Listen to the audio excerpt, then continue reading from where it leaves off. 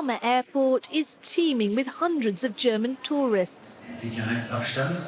Last week, an average of 80 flights ran every day between Germany and the main Balearic Island, 4 times more than in recent months. We wanted to get to know the islands, to enjoy some sun, and above all, after a year of the pandemic, we wanted to see something different.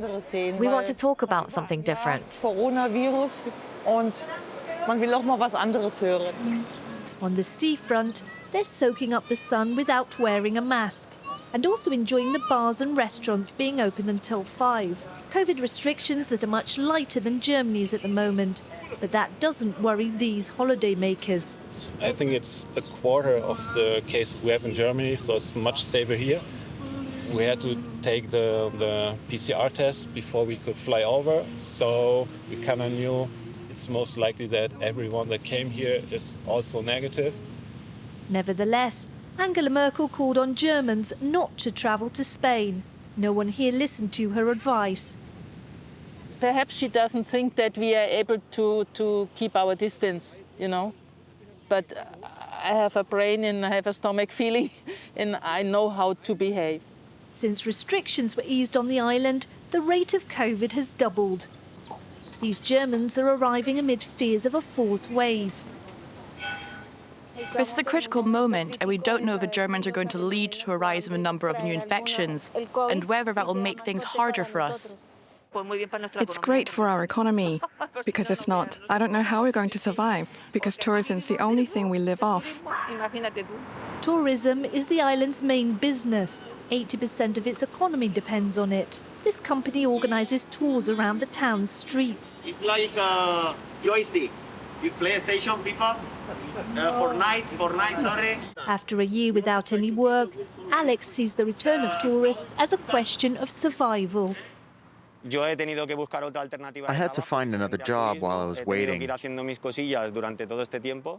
Now, it seems that they're giving us a bit of breathing space, and we're going to be able to work. The sector has long called for the opening of borders and for tourists to be encouraged to visit. I'd say that about 65% of our customers are international, 35% are national. It's important to allow foreigners to come, but also Spaniards. Because while foreigners can come to Spain, Spaniards are currently banned from leaving their region. The borders of the autonomous regions are closed. This woman from Madrid is a victim of those COVID restrictions. She can't meet her boyfriend in Valencia. That was the last photo we took together. We haven't seen each other since Christmas. He was able to come then because he had a job here for a few days. But since then, we haven't met up. And it's been a long time. It could even put our relationship at risk because of the distance. It's difficult. A situation this Spanish woman finds highly unjust. And this tourist association agrees with her. It doesn't make any sense for a German citizen to be able to travel here from Berlin or a French person from Paris to Madrid when a Madrid resident can't get to Toledo, which is 60 kilometers away from here, particularly when there is a COVID rate lower than in many other countries. Foreigners can come to Spain if they can present a negative PCR. Those working in the tourist sector argue Spaniards should be able to change regions under the same conditions. In Madrid, the regional government supports that idea.